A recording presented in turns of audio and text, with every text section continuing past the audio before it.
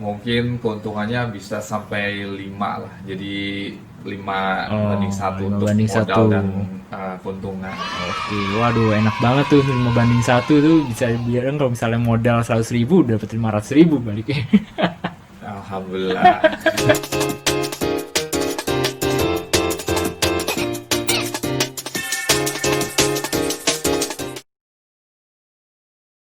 Assalamualaikum warahmatullahi wabarakatuh. Halo Sobat Atsat, ketemu lagi sama saya. Kali ini saya kedatangan tamu, teman saya dari SMA, namanya Muhammad Eko Prasetyo.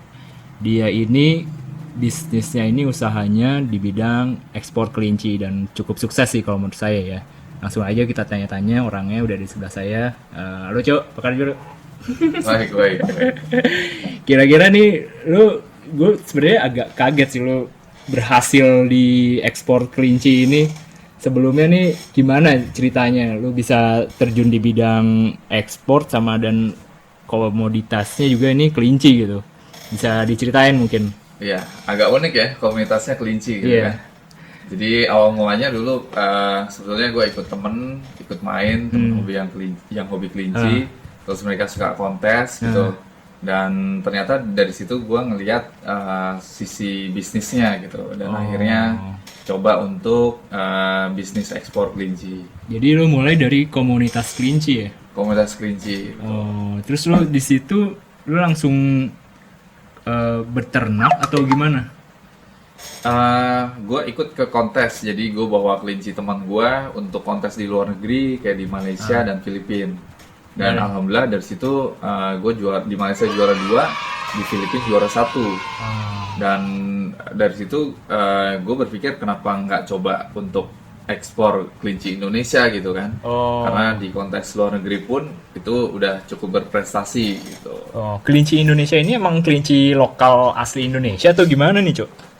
Bukan, jadi kita punya beberapa jenis tipe kelinci Indonesia asli, tapi untuk di kontes ini kita mengacu ke standar American Rabbit Breeder Association atau ARBA.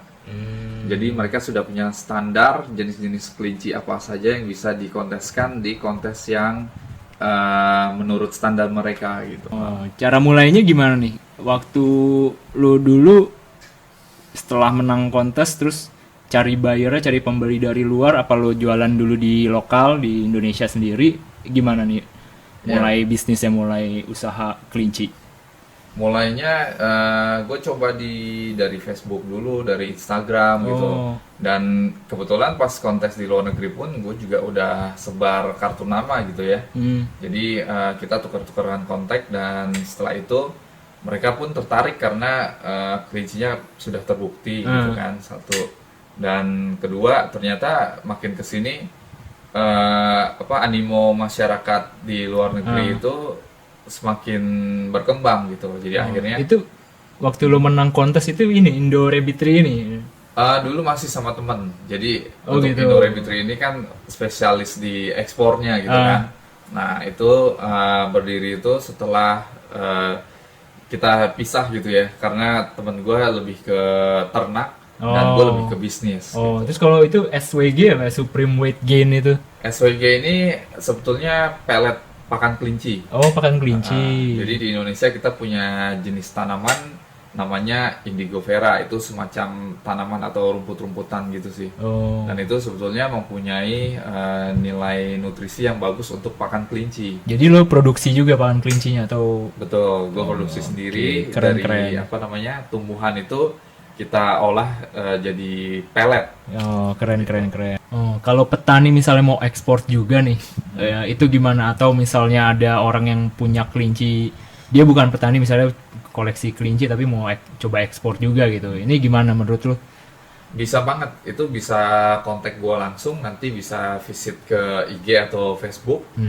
Eh, untuk persyaratan-persyaratan di sini bisa langsung gue urusin.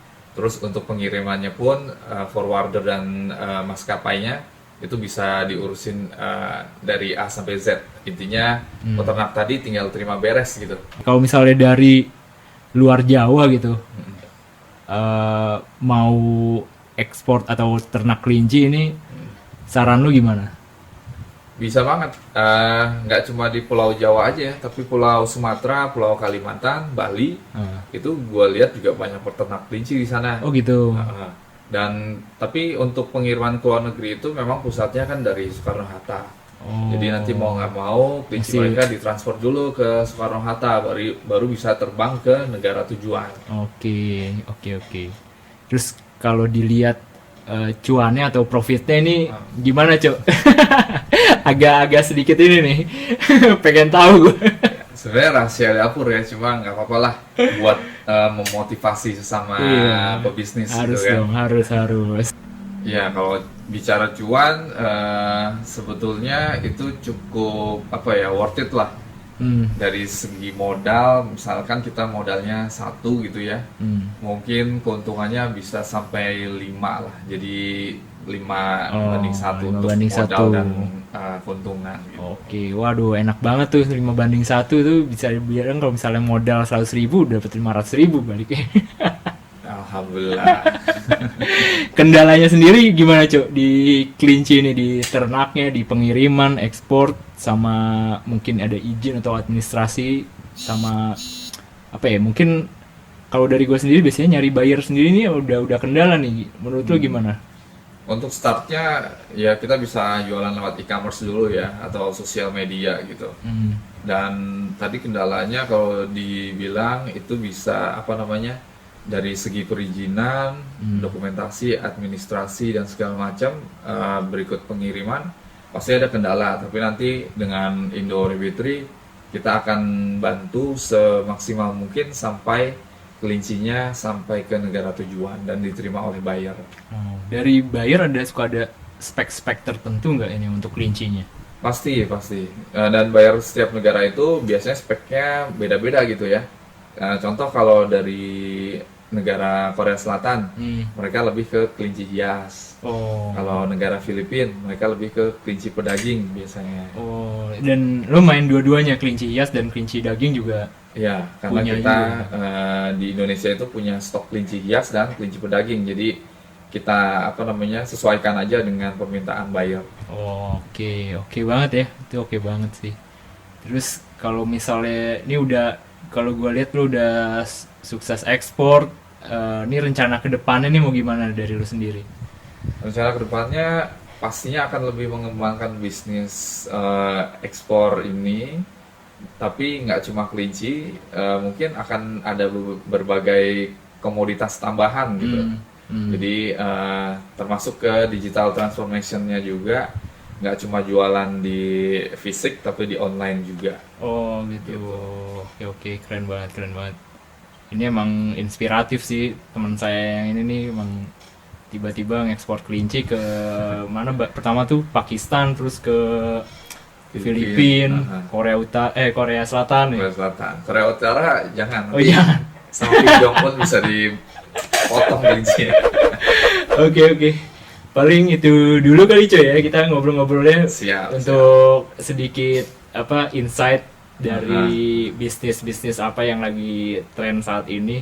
Paling gitu aja Sobat Asat. Mungkin nanti kalau misalnya Mas Meco ini mau datang lagi, kita sambung lagi ngobrol-ngobrolnya. Assalamualaikum warahmatullahi wabarakatuh. Bye.